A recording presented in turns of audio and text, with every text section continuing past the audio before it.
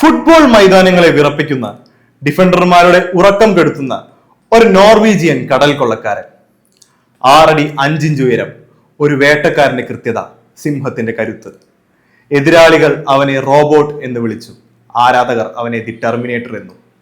അതെ, നമ്മൾ ഇന്ന് സംസാരിക്കുന്നത് ആധുനിക ഫുട്ബോളിലെ ഏറ്റവും മാരകമായ ആയുധത്തെക്കുറിച്ചാണ്. Erling ബ്രൗട്ട് Haaland.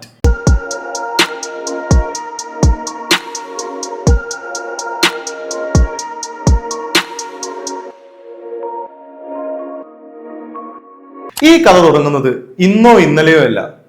ഇതിനൊരു ഫ്ലാഷ് ബാക്ക് ഉണ്ട്. എർലിംഗിന്റെ അച്ഛൻ ആൽഫ് ഇഗെ ഹാലൻഡ് അഥവാ ആൽഫി ഹാലൻഡ് മാഞ്ചസ്റ്റർ സിറ്റിയുടെ മികച്ചൊരു ഡിഫൻഡർ ആയിരുന്നു.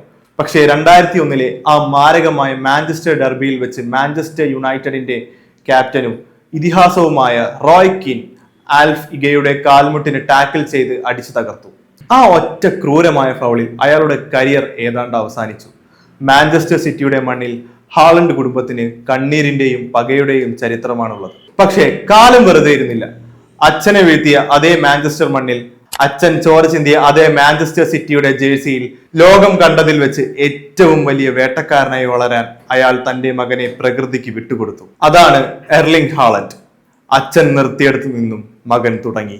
നോർവേയിലെ ബ്രയൻ എന്ന ചെറിയ ക്ലബിൽ നിന്നും തുടങ്ങിയ യാത്ര റെഡ് ബുൾ സാൽസ്ബർഗിൽ എത്തിയപ്പോഴാണ് ലോകം ആ വേഗത കണ്ടത്. ചാമ്പ്യൻസ് ലീഗ് അരങ്ങേറ്റത്തിൽ തന്നെ ഹാട്രിക്. അവിടെ നിന്നും ജർമ്മനിയിലെ ബൊറൂസിയ ഡോട്ട്മുണ്ടിലേക്ക് വണ്ടി കയറി. സബ്സ്റ്റിറ്റ്യൂട്ട് ആയി വന്ന് ഡെബ്യൂ മാച്ചിൽ തന്നെ ഹാട്രിക് അടിക്കാൻ ഒരുവൻ ഒന്നുകിൽ ഭ്രാന്തായിരിക്കണം, അല്ലെങ്കിൽ അവൻ ഹാലൻഡ് ആയിരിക്കണം. ജർമ്മനിയിലെ ഡിഫൻഡർമാരെ ആന കരിമ്പിൻകാട്ടിൽ കയറിയതുപോലെയാണ് ഹാലൻഡ് ചവിട്ടി മെതിച്ചത്. അങ്ങനെ 2022 ആ സുപ്രധാന പ്രഖ്യാപനം വന്നു. അച്ഛൻ കളിച്ച മാഞ്ചസ്റ്റർ സിറ്റിയിലേക്ക് ഹാലൻഡ് ഒപ്പുവെച്ചു. പലരും പറഞ്ഞു ഇവിടെ നിന്റെ കളി നടക്കില്ല എന്ന്. പക്ഷേ ഹാലൻഡിന് പറയാനുണ്ടായിരുന്നത് മറ്റൊന്നായിരുന്നു. വന്ന ആദ്യ സീസണിൽ തന്നെ പ്രീമിയർ ലീഗിൽ 36 ഗോളുകൾ അടിച്ച് വർഷങ്ങൾ പഴക്കമുള്ള റെക്കോർഡുകൾ അവൻ തവിട് പൊടിയാക്കി. Premier league, FA cup, champions league. സിറ്റിക്ക് ചരിത്രത്തിൽ ആദ്യമായി ട്രിപ്പിൾ കിരീടം നേടിക്കൊടുത്തു. ഫാസ്റ്റ് 50 പ്രീമിയർ ലീഗ് ഗോളുകൾ എന്ന റെക്കോർഡും ഈ വൈക്കിംഗ് രാജാവിന്റെ പേരിൽ കുറിക്കപ്പെട്ടു.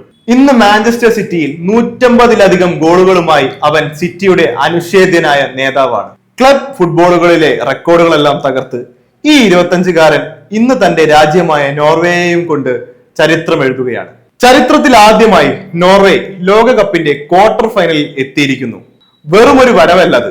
റൗണ്ട് ഓഫ് 16-ൽ വമ്പന്മാരായ ബ്രസീലിനെ ഹാലൻഡിന്റെ ഇരട്ട ഗോളുകളുടെ കരുത്തിലാണ് നോർവേ തകർത്തത്. ഈ ഒറ്റ ടൂർണമെന്റിൽ മാത്രം 7 ഗോളുകളുമായി ഗോൾഡൻ ബൂട്ട് റേസിൽ അവൻ മുകളിൽ തന്നെയുണ്ട്. ഇനി അടുത്ത വേട്ട ആർക്കെതിരെയാണ്? അതെ, വരാനിരിക്കുന്ന ക്വാർട്ടർ ഫൈനലിൽ മയാമി സ്റ്റേഡിയത്തിൽ വെച്ച് നോർവേ നേരിടാൻ പോകുന്നത് യൂറോപ്പിലെ വമ്പന്മാരായ ഇംഗ്ലണ്ടിനെയാണ്. ഇംഗ്ലീഷ് പ്രീമിയർ ലീഗിൽ തനിക്കൊപ്പം കളിക്കുന്ന തന്റെ കൂട്ടുകാരെയും ഡിഫൻഡർമാരെയും ഹാലൻഡ് എങ്ങനെ പിച്ച് ചീന്തും എന്ന് കാണാൻ ലോകം കാത്തിരിക്കുകയാണ്.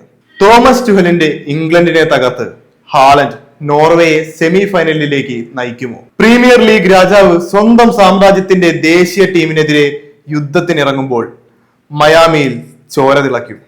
റെക്കോർഡുകൾ ഇനിയും തകർക്കും. കാരണം ഈ വൈക്കിംഗ് വേട്ടക്കാരന്റെ വിശപ്പ് അവസാനിക്കുന്നില്ല.